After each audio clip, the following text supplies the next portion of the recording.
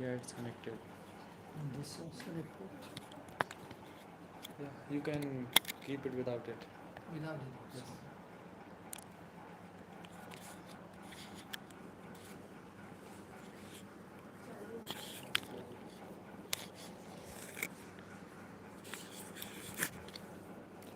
हरे कृष्णा चालू है और क्या?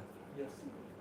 गुरवे गौर चंद्राय राधिकाय तराय कृष्णाय कृष्ण भक्ताय तर भक्ताय नमो नमः. So we are reading from Jaiva Dharma, 8th chapter, Nitya Dharma and Vaishnava behavior.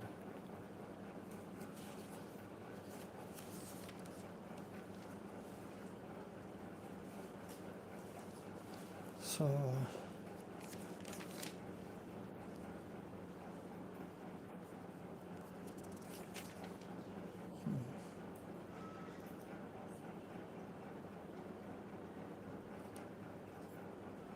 so some Vaishnavas, they came, specifically one young Vaishnav from Baragachi, and asked Haridas Babaji Maharaj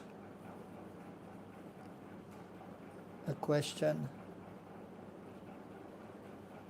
And so, in regards to Vaishnava Dharma, and how one should behave with others, what should be the Vaishnava behavior. Then Babaji Maharaj, being requested by all the devotees, replied. So, as is the custom, before speaking, the Vaishnavas will always offer respect to Sri Guru, as we do Sri Guru Gauranga Krishna. And here specifically, as an advanced devotee is doing, he's offering pranam to all the jivas and explaining that basically everyone is a servant of Krishna. But some of them, they do accept this, whereas others do not. So therefore he was explaining that two kinds of jivas, Krishna Bahirmukh and Krishna Anmukh. Those who are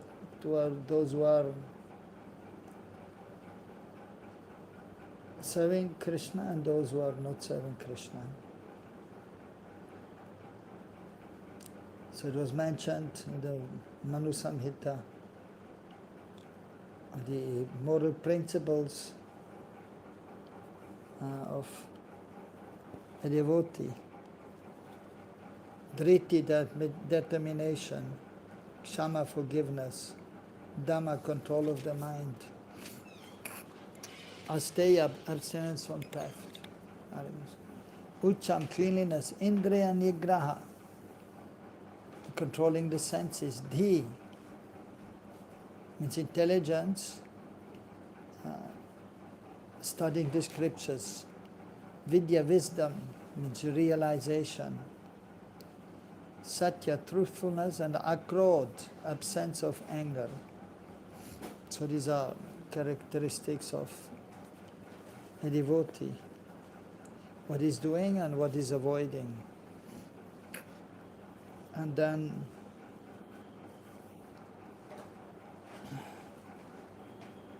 he was explaining about three kinds of devotees, Kanishta, Madhyam, and Uttam. Neophyte devotee, intermediate devotee, and topmost devotee. First explaining about the Kanishta. So, quoting from Srimad Bhagavatam, Achayam evaharaye pujam yashadaye hata natad bhaktishu chanyeshu sabhakta prakritasmitaha. Even one who is worshipping the deity faithfully, but if he does not behave properly with other Vaishnavas, then is considered to be a prakrita bhakta, materialistic devotees. But, so one should serve Hari, Guru and Vaishnav. One should have Nishta for Nam, Nam Nishta, Nam Ruchi. And then Vaishnava Seva should be there, one should serve the Vaishnavas, and then Jivadoya, being merciful to others by giving the holy names to others, by giving knowledge to others, by distributing prasadam, and so on.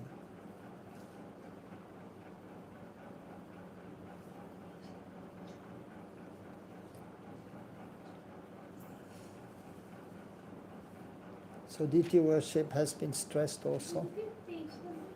Page number? Page number 168. In my book at least.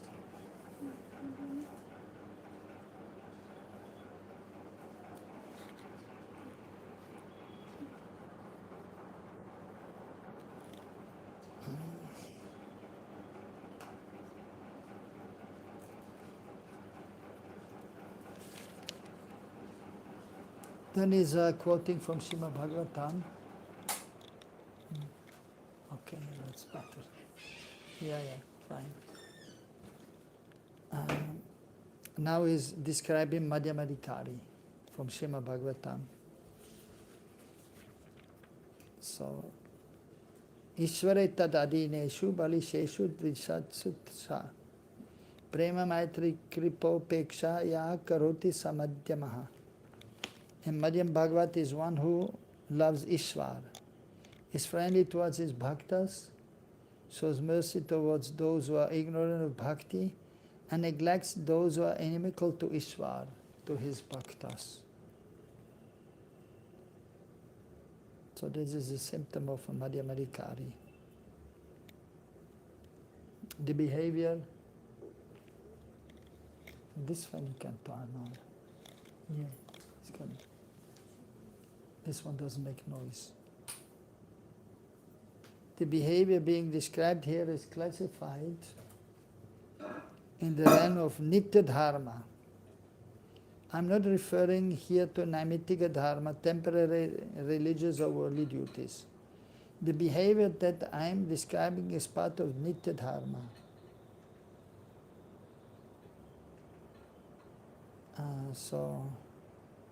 And it is essential in the life of a Vaishnava. Other types of behavior that are not opposed to this behavior may be accepted where necessary. A Vaishnava's behavior is directed towards 4 categories of individuals. First, Ishvara, the Supreme Lord.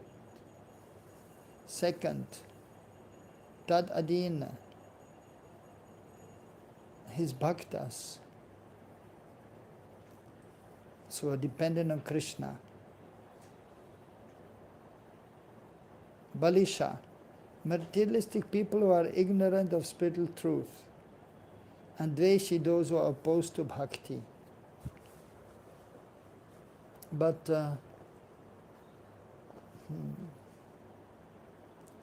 then he will also be merciful towards those who are ignorant. The Vaishnava shows love, friendship, mercy, and neglect respectively to these 4 kinds of individuals.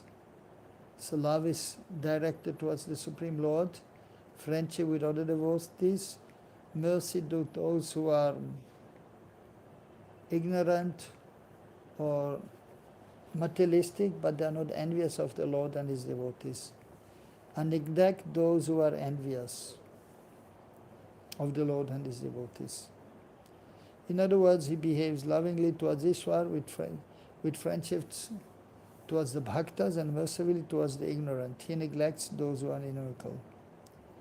The first characteristic of a Madhyam Vaishnava is that he has prem for Sri Krishna, who is the Supreme Lord of all. The word prem here refers to Shuddha Bhakti, whose symptoms have been described as follows in Bhakti Rasamrita Sindhu. Famous verse, right? Which one? Huh? No, no. Bhakti-asana, Yeah. Sindhu. Anyabila, yes. Anyabila, Sunyam, Jnana, Karma, Navitam, Anukalini, Krishna, Nushilanam, Bhakti Ruttamam. Very good. These are the symptoms of a Madhyam Adhikari. Yes. As per Jain Dharma. So these are very Yeah. high. Very, Yeah, very but high this things. here, this Anyabilashita Sunyam, that also then refers to the beginning stage of Uttam. Anyabilashita Sunyam, Jnana Karma Anavritam, Anukulina, Krishna Nushilanam, Bhaktir Uttamam. So that leads to pure devotional service. So Uttam Bhakti is the consummate endeavor to serve Sri Krishna in a favorable mood. It is free from any other desire and it is not covered by knowledge of impersonal Brahma, by the daily and periodic duties outlined in the Smriti Shastra, or by renunciation, yoga, sankhya, and other types of dharma. Bhakti that is imbued with such characteristic is first found in the sadhana practices of a Madhyam Vaishnav, and it extends up to the stages of bhav and prem. The only characteristic in the bhakti of the Kanishta is that of service to the deity with faith. Such a person does not have the characteristics of Uttam Bhakti, namely Anyabilashita Shunyam, freedom from ulterior desires, Jnana Karma Andi Anavrita, freedom from the coverings of impersonal knowledge and fruitive action, and Anukulyena Krishna Nushilanam, consummate endeavors to serve Krishna in a favorable mood. A Kanishta is considered to become a Madhyam Vaishnav and a genuine Bhakta when Bhakti with these symptoms manifest in his heart. Prior to this stage, he is a Prakrita Bhakta, which means that he is only a semblance of a Bhakta, Bhakta Bhas, or a semblance of a Vaishnav, Vaishnava Bhas. The word Krishna Nushilana refers to prem, love for Krishna, and it is qualified by the word Anukulyena, favorable. This refers to those things that are favorable to Krishna prem, namely friendship with the bhaktas, mercy towards the ignorant, and neglect of those who are inimical. These three items are also symptoms of Madhyam Vaishnav. So as explained before, so it is a gradual development. So from Kanishta to Madhyam to Uttam. So therefore, so as indicated by the Acharyas, that there may be three stages of Uttam.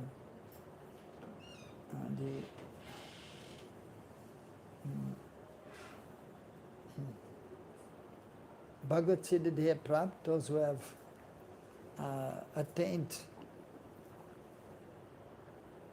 the transcendental form, realized their Siddha Swarup, so that is Swarup Siddhi, Bhagavad Siddha Deha Prapt. That is the Uttam Vaishnav. And the Nirdukasai. So they don't have realized their Swarup yet, but Nirdukasai is they are free from the Kasai, from the impurities of the heart. So that is Madhyam Uttam. And the Murchit Kasai, so that is the beginning stage of Uttam Vaishnav. Some Kasai, some impurities there in the heart. So from that platform, there's still a possibility of again falling to a lower platform. So by inattention, like Bharad Maharaj, who was on the platform of Bhav, which is Uttam Bhakti, so he was a great devotee, but he, out of compassion, he saved a small deer. And then, of course, natural affection is then there. So love is there for the Lord and the love is there for everyone. So what to speak of small deer, beautiful small deer. You ever saw a small deer? Yeah? In the zoo? No? In real? Yeah, in real also, yeah. You can see, you saw deer, small deer, cute Yes. deer. Yeah. Or video you can see also, of course. But in Europe also many places you can see, yeah, small deer. Very cute, small deer. So then he took care of the deer, the small deer. And then he was doing his meditation, his puja. And then, so the small deer there and going close to him, maybe licking his body. And then, okay, caressing the small deer. And then, and then the deer is jumping here and there, the small deer, and looking after him, where is he going? And then he became slightly diverted. And then by the will of providence, death came, mrityu. And instead of remembering Krishna, he's remembering the small deer and he becomes a deer. So, due to inattention, he fell from his platform of Uttam Bhakti, and then so he became a deer. But still he was protected because of his devotional service, and he was, by the Lord's arrangement, he was staying near to an ashram of sadhus, so then he had the opportunity to get prasad, and the sound was there from the sadhus doing their bhajan or speaking Krishna Katha. And then in the next life he became? Jar Bharat, one son of a Brahmana. So he was exalted because he was Bharat Maharaj, who was a great king who renounced everything to become perfect. But due to inattention, so he fell from the platform. So many other examples are there of those who are on this stage of bhavavasta. So, but then due to inattention, due to some offense, then they may fall down from that platform.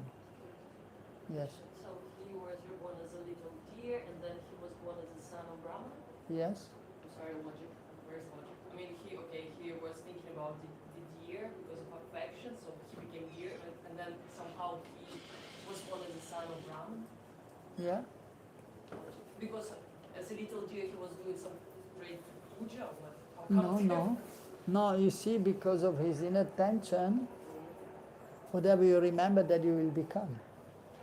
But he was a great devotee, so it was a kind of, because instead of serving Krishna, he was thinking of the deer, so it is a kind of punishment.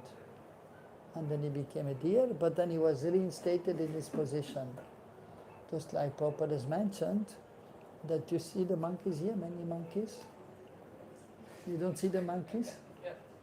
Yeah, so Prabhupada said many of them, they were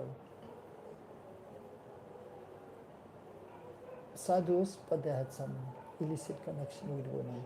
So they become monkey for one lifetime, and then they are relieved of that position, they are liberated. But liberated means, again, they will get a human form of life, and they get another chance to practice bhakti. Otherwise, there's a gradual evolution is there, evolution process.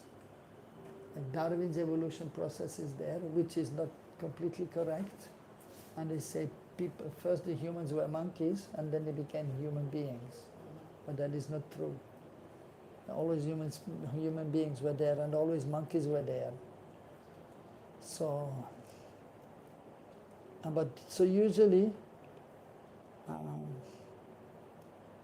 there's a kind of evolution, but sometimes by the Lord's will, there may be some exception. But then it is also explained somewhere that, of course, from the human form, from the animal form, then human form will come. So, that may be there, but mostly, of course, The cow is there, and that is most sattvic, and the cow is worshipable, but the cow is a cow. But still, then they may become a human being in the next life, in the mode of goodness. And I believe the lion is there, he may become a human being in the mode of passion, and a monkey, human being in the mode of ignorance. So some evolution is there, a gradual progress is there for the embodied jiva. So, but it is very intricate, and we cannot, some indication is there in the scriptures, but it is not always very clear. And We wouldn't remember this punishment, because we don't remember. no, of course, well, no, actually he remembered his last life. It is mentioned specifically in the Bhagavatam. You didn't read the whole Bhagavatam? Yeah? So you read, no, about Bharat Maharaj. It's before 11, 12, yes. Yeah, so maybe you forgot. Yeah, yeah. But this is mentioned there, so that in the form of a deer he could still remember his past life, which is rare. But even sometimes, so even amongst the human beings, so usually we cannot remember last life, usually. Or you remember No. who you were in last life? No. You remember? You? You? You? Something? Some moments, okay. So what do you, where were you last life? I mean, it doesn't mean it was exactly like previously, Okay. but some of them, of course, was like. Some indication may be there. Yeah, yeah. You were a yogini, right. Yeah, and now that's why she has some inclination for yoga. So some inclination may be there. So, I was in school, and then after school I was, high school, and then bank, and then I saw, we had one board there with some courses you can take at the university. And I was attracted since I was maybe 14, 15 to India. I was thinking, I have to go to India. And then I was reading about India and the yogis, and I was interested in classical Indian music, sitar, tabla. And then I saw courses, Sanskrit, Bengali, Hindi. I was thinking I should learn these languages. So some indication is there. And so other indications are there, but we don't have to tell everything. So this way, so we may have some understanding. But sometimes, even Prabhupada said, of course he went to one Bhrigu Muni, Bhrigu Shastra astrologer in Hoshiarpur, Punjab. There's one Prabhupada disciple who goes there every year, who is an astrologer, Nanini Kanta. So Prabhupada was there, and he asked about his last life. And he told him that last life, of course it may also mean this life, because they were saying he was a physician. And he was actually in a pharmaceutical company, and is his business. But maybe in the last life, so they were saying last life already. So it may be, but of course Prabhupada is exalted devotee, so that we understand also. But sometimes also it is very clear. And sometimes people, they remember in India, even in the West, what they were in last life. And even then they did research, and then it was confirmed. So it may be there, but it is rare. Usually the normal human being doesn't remember. Only some exceptional persons. Sometimes you can see also that some young boys, like in India, they are 2-3 years old, and they learn how to play tabla, like anything. When they're 3 years old and they play tabla like anything, or sitar. Even it is said, you become a master in sitar playing after 7 lives. So you have to practice for many lifetimes. That's what they say. And even in the West, so sometimes you can see there was some, of course, playing piano, piano. So some small boys that were there, they were playing piano right from childhood. So previous impressions are there, and they were already doing last life. So certain things are there, and one is picking up with doing certain things. You know the Bhagavad Bhagavad Maharaj, Maharaj? which one? Astrologer also was a building afterwards, big fat Oh yeah, sannyasi. yeah, He's an astrologer. yeah. To some extent, yeah. So he was talking to Janana for a time, Ah, and he told her also that this is her fourth or fifth life as a dancer. as a dancer, yeah. That also there with dancing. So certain things are there. One is continuing because the impression is there from last life, and it is so much engrossed, one is engrossed, and the next lifetime one may do similar thing or the same thing. If one likes it, has the passion for it, and one is good, then one will continue next lifetime. So these things are there It takes 7 lifetimes to become perfect. in dance. In any art, classical art. Yeah, you can say. yeah. So, yeah, so we don't know in which lifetime we are, right? Of perfection. And same, we know also as in devotional service, Bhavanam Janamam Nante Gyanavam Mam Papadete Vasudeva Sarvamitmi Samahatma Surulabhaha. After many lives, one may become perfect. So, in devotional service, and that is the normal understanding. Of course, Prabhupada mentioned also that you chant 16 rounds and you follow the regulative principles and you become pure and you go back home to Godhead. So, but if it is your first life in devotional service, then you will not become perfect.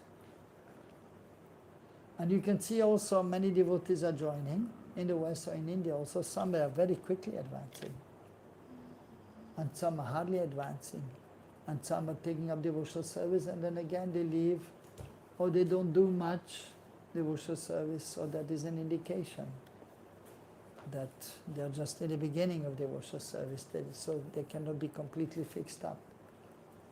If one is fixed up right in the beginning and going ahead like anything, then he has practiced already in last life. So that is there. So whatever our situation may be, we are fortunate to be in devotional service and we don't worry too much since when we are doing, but we try to advance more and more and we try to become perfect. And as Mahaprabhu says, Nadanam na janam na sundarim kavitam va jagadisha kamaye mama janmani janameshwari bhavatar bhakti rahaitu kitvayi. So I only want to be engaged in devotional service life after life. I don't desire anything of this world. Nadanam, no wealth, janam, no followers, sundarim, beautiful wife, kavitam, not to be seen as a great kavi or poet or scholar. So we don't want anything of these external things, but we simply want to be engaged in pure devotional service, and life after life. So, of course, we should try also to become perfect as quickly as possible.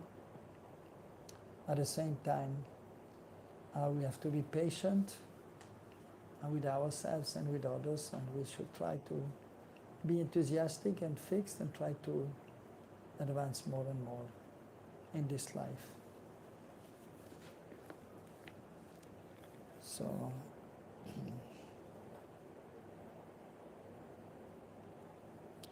yeah, the point was, it will take some time to come from one platform to another, from Shraddha to Prem, or even Kanishta, Madhyam, Uttam. So 3 kinds of Uttam and then 3 kinds of Madhyam. So Madhyama Adhikari has explained here. So here the characteristics are given, showing those who are just about to become Uttam Vaishnav. So that it means the Uttam Madhyam, one who is Madhyam but on the highest stage, he will become Kanishta Madhyam. He become Kanishta Uttam. From Uttam Madhyam, he will come to Kanishta Uttam platform. like this. So and before Uttam Madhyam is Madhyam Madhyam, and the beginning stage of Madhyam is Kanishta Madhyam. So if one is Kanishta, then it becomes Kanishta Madhyam, and then Madhyam Madhyam, then Uttam Madhyam, and then Kanishta Uttam. So that is the situation. And there's Kanishta Kanishta completely unified, and the Madhyam Kanishta, and then is Uttam Kanishta. So that is there. And in this way then we can slowly but surely advance. But we should try to become Madhyam Adhikari. My question is regarding Madhyamadigar only. So, if this qualification Anyavilashita Shunyam is a symptom for to be on a platform of Madhyamadigar, That is a Madhyam who is about to come to Uttam platform. that is a Madhyamadigar who is Yeah. about to come to the platform of Madhyamadigar, and also mentioned that Shuddha Bhakti is one of the symptoms. So he is doing Shuddha Bhakti. So my question is, does that same thing apply to the Vaikuntha Bhaktas who are doing Vedi Bhakti and who do not have this idea of Braj Bhakti? Yeah, you can refer to them also. Okay, Yeah. then it is a very high qualification. What? Then it's a very high qualification to be on a platform of Madhyamadigar. Yeah. It's not so. There's, Uttam Vaishnava is very, very rare. Madhyam is also a little rare, and Kanishta are plenty. Kanishta Bhaktas are plenty. So the majority, but then some who are more advanced, and they are Madhyam. So the three categories are there. So that we have to understand. So some are more advanced than others. Who can we consider as Uttam? What? Who can we consider as Uttam? Who is Uttam? Someone Yeah. like from our life, From our lifetime? or previous, which we can know. Well, you know, Prabhupada is Uttam, right? Yeah. And then even now there are some great Vaishnavas are there who may be Uttam. So, and yeah, so definitely some of Prabhupada's disciples, they are great devotees. So that we can see. And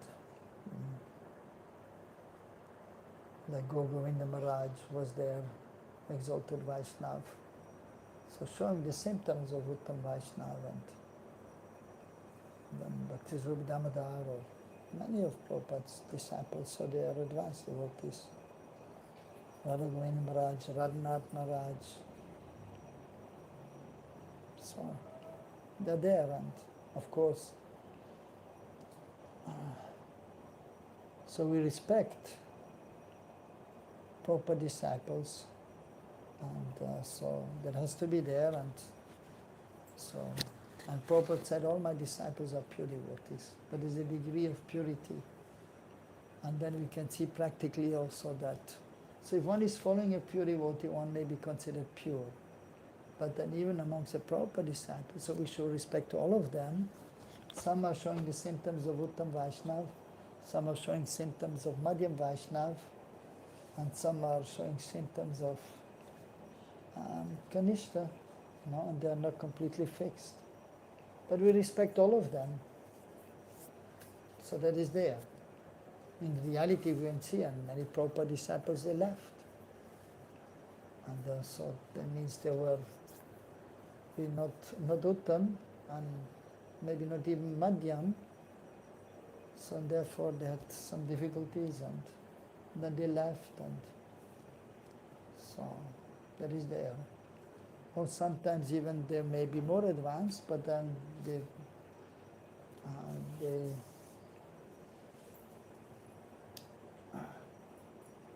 maybe did some aparad, like that is mentioned if one is performing aparad, especially mad elephant offense, hati, mata, aparad, mad, hati, elephant who is mad. So offending a Mahabhagavat, a great devotee, that is mad elephant offense. So, you ever seen a mad elephant? No. Okay. In South India they are. Yes, yes. In Bengal, Assam side also. If the elephant becomes mad, then you better hide yourself. And many times they kill people as they are mad and going here and there. So even in Mayapur last year, one of the elephants there, they were taking procession of Radha Madhav. But actually, they were not taking, but the caretaker was there taking care of the elephant, but somehow there were many people there around, and it was a she elephant. She became mad also, and she just crushed that caretaker to death. Since then, they're not doing the elephant procession anymore in Mayapur. So, you have to be careful with the elephants. So there it is mentioned, even if one is advanced Vaishnava, but if he's offending a highly advanced Vaishnava, Mahabhagavat, then he will have to suffer the consequences of that. And then he may fall down. And we saw, some of Prabhupada's senior disciples who were sannyasis, gurus, so they also fell from their position, some of them badly. So, but still, of course, we respect, because they were initiated by Prabhupada, they were elder. But then in reality we can see, so there's a difference. And those who are sincere and following properly Vaishnava behavior as explained here, so then they're still here and preaching and helping devotees. So they are exalted Vaishnavas. So they are there. And actually, a symptom of a Vaishnava is that he will respect all Vaishnavas. And a symptom of a pure devotee is so much so that he's thinking, I'm not a pure devotee, and he's seeing everyone as a pure devotee.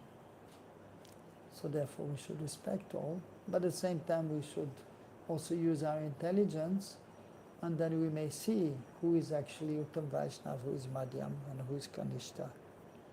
And then accordingly then we may also act, and we take shelter of those who are highly advanced. And we may have friendship with those who are on the Madhyam platform, and those who are Kanishta, so we may just formally respect them. But we should try to be in the association of those who are more advanced, Kanishta or Uttam Vaishnava.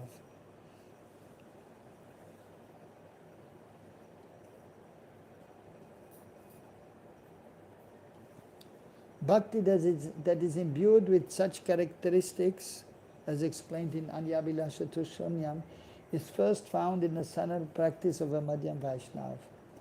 And it extends up to the stages of bhav and prem. So, a Kanishta Vaishnava, he will not have the symptoms of Anyabhilasha Tushonyam, but on a Madhyam, and as he continues, he will come to the Uttam platform. He will attain bhav. The only characteristic in the bhakti of the Kanishta is that of service to the deity with faith. Such a person, okay, that we read, yeah.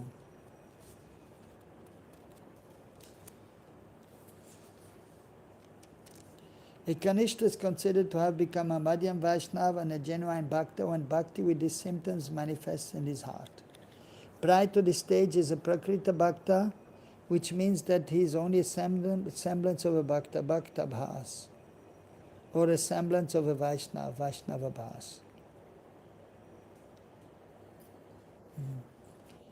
So the second characteristic of a Madhyam Vaishnava is his friendship towards Bhaktas, in whose hearts Shuddha Bhakti has appeared and who are submissive to Bhagavan's will. Kanishta Bhaktas are not Shuddha Bhaktas, fully submissive to Bhagavan. And they do not offer respect or hospitality to Shuddha Bhaktas. Therefore, Madhyam and Uttam Bhaktas are the only suitable people with whom to develop intimate friendship. Therefore, Madhyama and Uttam Bhaktas are the only suitable people with whom to develop intimate friendship. So in other words, we should try to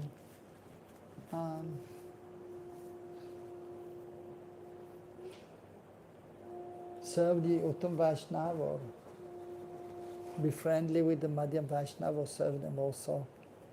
And then we should be formal or tatashta. We should be neutral towards the Kanishta. So, and let them do whatever they're doing. Of course, if we are nicely situated as Madhyamadi Bhakti, we may try to help the Kanishta Bhaktas if they are willing to take the help. So that is there. So that is a symptom of the Madhyam or even the Uttam. They will try to help others, as explained here and in various places in the devotional literatures or Bhakti Shastras. And as Mahaprabhu told, Nam Ruchi Vaishnav Seva Jiva Doya. We should have taste for Nam, Krishna Nam. We should serve the Vaishnavas and Jiva Doya. Be merciful towards those who are not yet absorbed in bhakti. So we try to help them by giving some good guidance, instructions, so they may advance also. Do they need to require first? What's that? Like, there are two options, right? We can just impose everything on the person because I think I'm more advanced than that person, Kanishka, or we should wait until they approach first and ask, you know what, I see that you're doing good, can you like help me, Yeah. give me advice? Yes. Now if somebody is a Kanishta and the symptoms of a Kanishta thinks, I'm doing fine, I'm good, and who are you to tell me something? Then such a person, I mean, you will not, they will not want to be instructed. So then you have your life and we have our life, so we don't bother. Very simple. But if one is submissive as a Kanishta Neophyte devotee and then he wants to learn, then we help him. Very simple. Yeah. My question is about Uttamadhikar platform. So in Bhakti Rasamrita Sindhu Bindu, Krishna Chaitanya Thakur is explaining that how Bharat Maharaj on the platform of Bha Avastha, he was Murchitta side. So he's... Yes, Murchi, that is Yes. Yes. So now my question is that if on the platform of Bha Avastha, a devotee is usually exhibiting different emotional symptoms. Right. And if Bharat Maharaj was also exhibiting emotional Some symptoms, yes. and he was on the first level of Right. Uttam Adhikar. Yes. And we do not see devotees exhibiting those same symptoms nowadays. So that means we can say that devotees nowadays in our society, they are not on Bhavavastha. Well, the thing is, you don't Yes, don't that know is. and you don't see. Or, especially like, for example, in normal life, I mean, one has to control oneself also. And so then, therefore you may not really see their emotions which they have for Krishna. And they will try to hide also many times. Like, Prabhupada, of course, because he was giving class every day, and in many places, and everything was recorded. And then sometimes Prabhupada he was chanting Radha Madhava, and then tears were coming. So, but even if one time it happened, then it was spreading all over the world. Oh, Prabhupada he was chanting Radha Madhava, tears were coming from his eyes. So then it may not be there.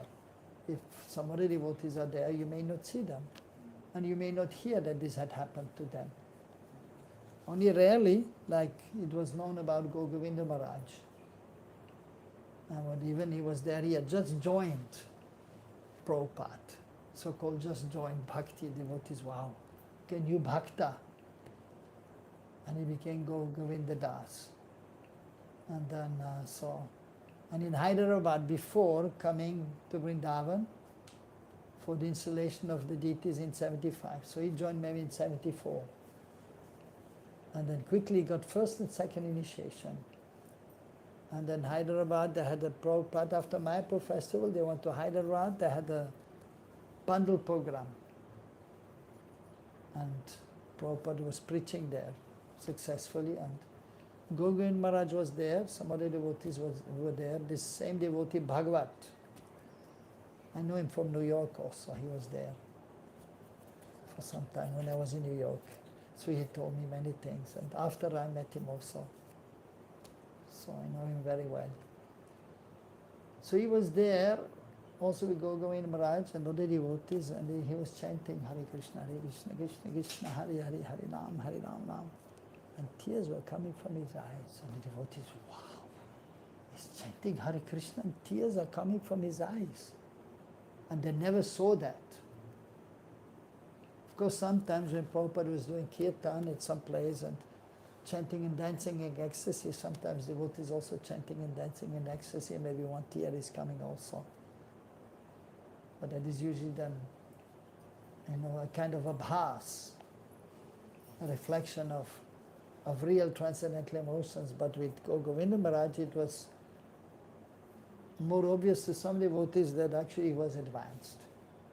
And then when the installation was there, after a few days there was a sannyas ceremony. Actually installation was on Navami, then after comes Dashami, Ekadashi. On the Dwadashi there was sannyas initiation. A proper disciple was there, Tripurari Das, Prabhu. So he was a big book distributor. He was going to take sannyas in the temple. So preparations were there, and she sat down. So Govind Maharaj, he had just joined 1.5 years or 2 years. He was in a movement, 1.5 years.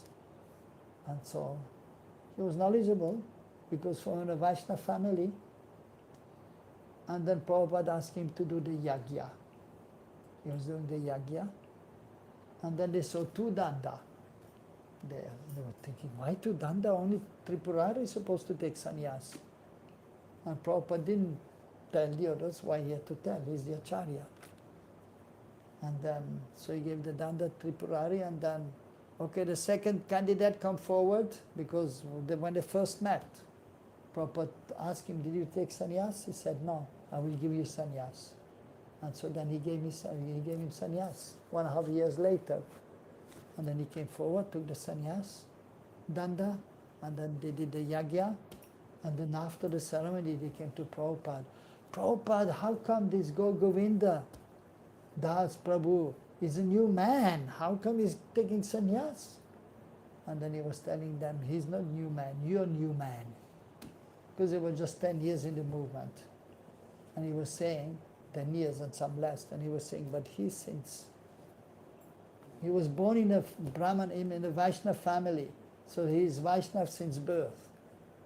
You're a new man. And they were quiet, putting their heads down.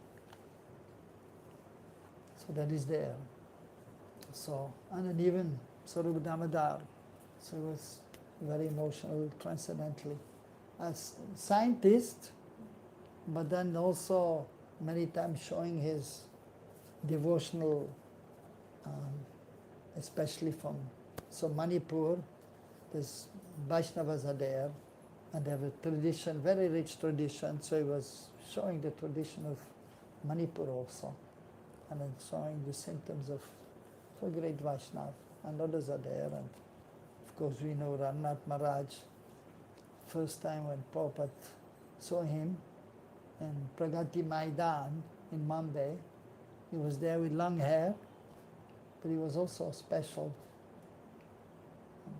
And, so he had met many sadhus, and before even joining Prabhupada. And then Prabhupada saw him, he was there in the back of the pandal, and he told the devotees, there's one Western person there with long hair, you bring him here, next to me. He brought him next to him. And then he was joining very quickly, and then very quickly chanting 16 rounds and then preaching. And Japatak Maharaj also. He was 20, he went to Bengal, and learned Bengali. And Prabhupada indicated and told him he should have 50,000 disciples. And now he has 70,000 disciples. So great personalities are there. Or Gopal Krishna Maharaj did so much seva also. So Radha Govind Maharaj also. So these are great personalities, no doubt. But some of the other disciples respect, but at the same time they had some difficulty also, many proper disciples in their life, and many left. And first devotee I met was also proper disciple in Switzerland, 1979. I was just 19 years old. But then he left, and even he started smoking again, drinking.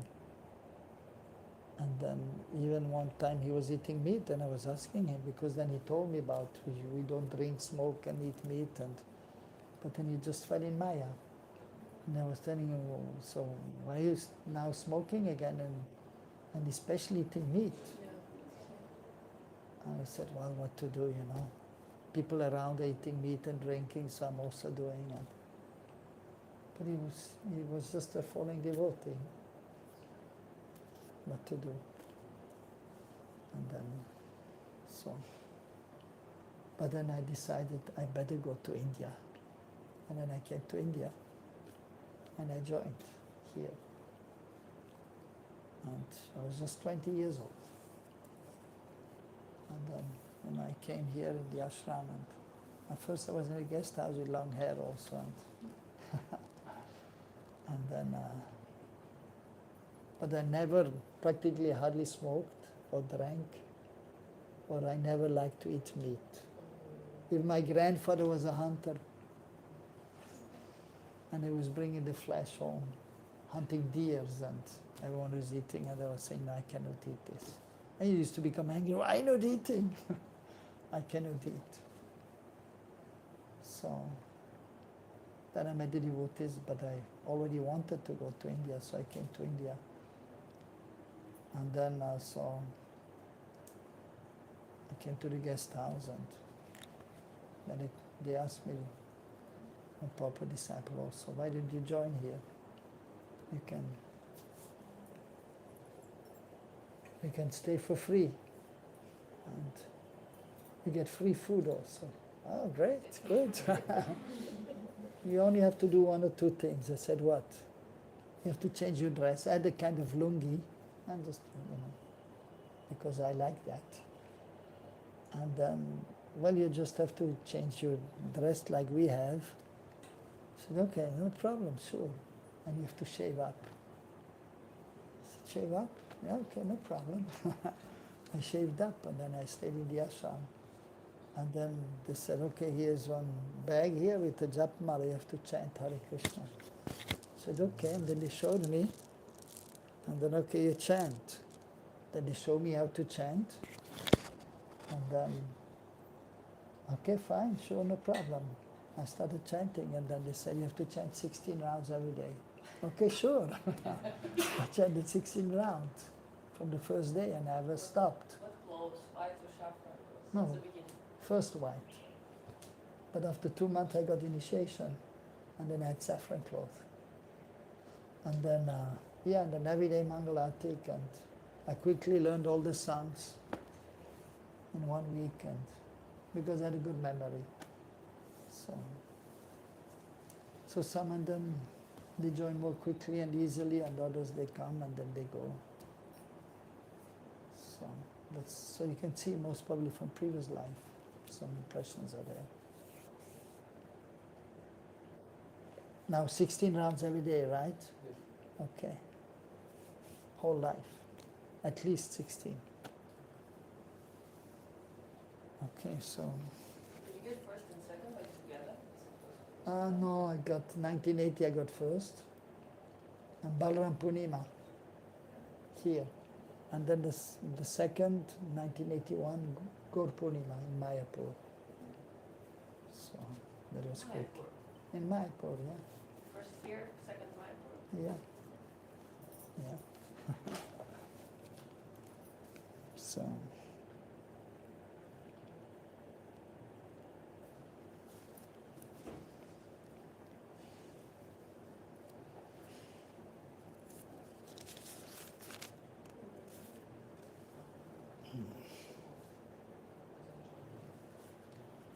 Okay.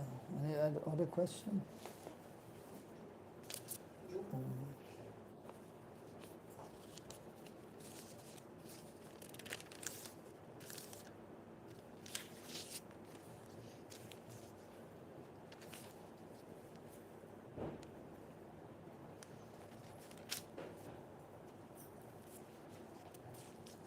You were on this occasion, all this like hustle bustle, you didn't want to go to the, I don't know, Himalaya or something, something more secluded. I mean, someone talking more. It's just Well, in the beginning it was a kind of new experience. So, of course, when I first came to India, it was a kind of shock. Because Switzerland is very beautiful, right? You have been? Fresh air, beautiful, green. Now sometimes they go the Bollywood, they do the filming there in Switzerland. It's famous because it's beautiful, clean water, everywhere you can drink, from the fountains, tap water you can drink, clear and nice water, fresh air, and beautiful, not too crowded. The biggest city, Zurich, has, before my time it had only 500,000 people living. Now maybe there's 800,000. That's the biggest city. And in whole Switzerland there are 8 million people, less than in Delhi, in whole Switzerland. Yeah. So it's a kind of peaceful. And the people are kind of friendly. Polite, quiet, friendly, So generally. But just Krishna consciousness is missing. But, some people are also interested in God consciousness. Now less and less, but before more. Yeah, but even now, of course, like things are sometimes changing. Like in my youth, people were still going to church. I was going to church. Yeah. But then becoming more materialistic, everything.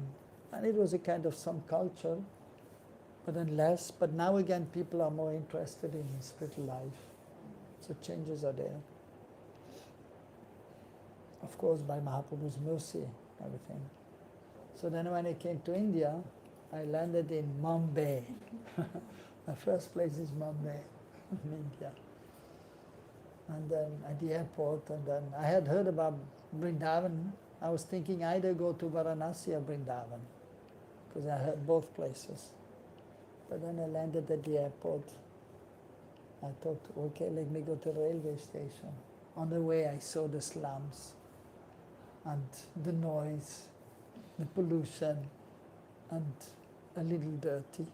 Mumbai, of course, it's not too bad. Other places which are more dirty maybe, but if you compare to Switzerland, it's a kind of not so clean. Yeah, chaos, yeah. And toot, honking. In Switzerland, you're not allowed to honk unnecessarily. If you honk too much, you get a fine. So you hardly hear anybody honking. But in India, it's a kind you must honk. Toot, constantly. Even there's a no need to honking. I'm coming, make way. And it was, many cars are there, and in the West, it's like, if there's a kind of jam, one car is coming and another car, and there's a kind of respect, one by one. But here everyone is trying to push forward, me first, no caring for the other people. And I was thinking, what's going on here? I came to the train station, wanted to get a ticket to go to Delhi. So, then first class, second class, or unreserved. In the West, it's almost the same, first class and second class. So I thought, well, yeah, there's not much difference in this. No, small difference. There's a whole classes in Italy. Like Even Italy. First one, then business, then premiums, then And the airplane. No, trains. Not much, anyhow, no problem. These were the prices. Oh my God, here you can lay down, here it's like horrible. No. Okay. Good, I have a question. So, after seeing so much of difference in people, how they are living here and everything, and which is so completely opposite of how Right. you were living in Switzerland. When you saw, And my image was of India, sadhus, Yeah. saintly person, Himalayas. so after And seeing, even Varanasi, holy river.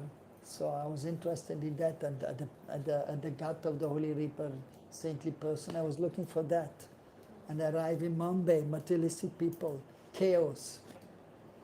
And I came to Delhi, also chaos. And I was thinking, what I'm doing here? I was thinking, I think I'll just go back. But then I came to Vrindavan. so this was my question. Did you Yeah. ever strike you that Yeah, I think I should just go back? yeah. It is just not a place After a for few me. days, I thought, what I'm doing here. But then I came to Vrindavan, I met the devotees, and Vrindavan was peaceful.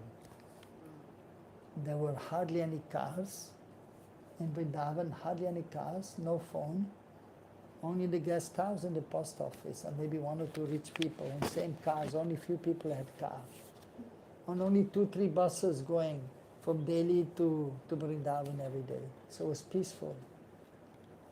And the Parikrama Marg was sand.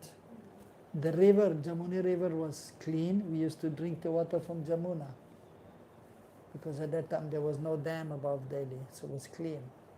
So it was kind of nice. And although I arrived in the summer, 50 degrees, was a little bit too hot, but still, when you're young, you tolerate. And no electricity many times. So it was a kind of an adventure. And then, so I stayed, and What about sadhus? Like, what about like deep meditation and deep peace? meditation. Was it here like at least when Well, you at that arrived? time, in 1980, when I came, it was peaceful because no cars. And not so many people coming, except Janmashtami or Julan Yatra, but otherwise hardly any, in the summer hardly any people, hardly any visitors coming. In winter also, it was clean. At that time, no plastic bags, no bottles. There were no water bottles here. It was a village, Brindavan. It was a village. No plastic bottle, no plastic bags, so it was clean, more natural. And you could hear the parrots, the peacocks, you would see so many peacocks and birds and snakes. No tam-tam, only rickshaw, and then tonga, that is a horse pulling a little chariot. That was it. That. So no noise, no pollution. It was more peaceful. And people, Jai Radhe, Hare Krishna. And not so many people from Delhi, hardly anyone coming from Delhi, because no AC room. At that time, no AC. No AC rooms, so not many people coming here. It was peaceful. So it was okay. But then I went for traveling Sankirtan. But then after a few years, then, traveling was a little tough. And going to the cities for some book distribution. And then my health was going down because eating spicy foodstuffs, and sometimes we had to eat in the restaurant because there were no temples in Jaipur and Indore, in Rajasthan or UP, in many places. There were hardly any temples at that time. And we were cooking sometimes for ourselves, but then we were going to another place for preaching. Then, to establish something, sometimes you have to eat in some vegetarian restaurant. So then my health was not so good, and after 3 years I went back. I got jaundice, I got malaria, so it was a little tough, but then because my health was not so good, I went back to Switzerland. For 1 year, then I was in New York, and then I came back in 87. But then, staying here many years, then also sometimes missing, especially when you get a little older, then it's more difficult. And missing the clean air and nice green, because sometimes here is a little dry. But then one time we went to Himachal Pradesh, Kulu Manali. You have been? No, you have been? Anyone has been? Kulu, Manali? Himachal Pradesh, there's more green. And there's one river, Vyas River. So as soon as we went there, and then it was a long journey with a bus, overnight bus from Delhi, then, I felt I was almost like Switzerland. Green and more green than here, and fresh air and beautiful river. So,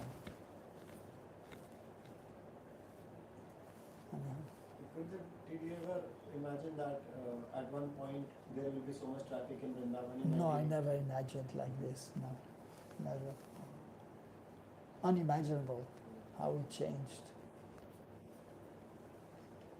Because even, especially in the West, like a village is there, and to develop it takes time. But here, how the things changed was so fast. It didn't even take 10 years. No, So fast. yeah. 80 was something, 18, and then 1990, already it started, and the bottles came, plastic bottles, then the plastic bags after 1990. And then so many people used to come with car and AC rooms, and then getting more crowded, and now you can see traffic jams, and sometimes festival time, the whole road from Prem Mandir to our temple is packed with people. So I never imagined something like this.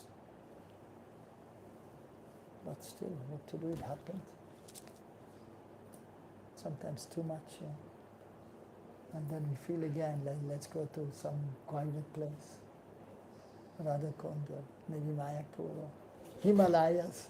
I mean, over down there is still like quiet, peaceful, Yeah, but again, people start yielding even Yeah, this, yeah, they're yeah. moving this. Even devotees, many devotees are going towards Govardhan, Radhakund, because it's, at least till now, is more peaceful. But after 5 or 10 years, it will be also crowded. What to do?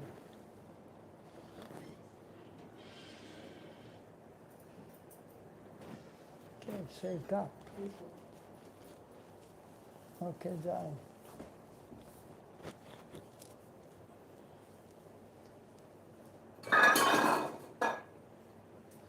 So yes, so Vaishnava behavior is something important, so which is mentioned in this chapter. So we should try to follow Sadachar, Vaishnava behavior, and yeah, so.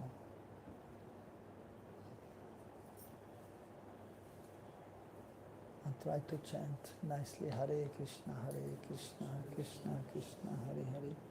Hare Ram, Ram Ram, Hare Hare. Jai Nitai Gaur Hare Sham, Jai Krishna Balaram. Srila Prabhupada ki Jai, Bhaktivinoda Thakur ki Jai. Srila Rupa Goswami Pad ki Jai.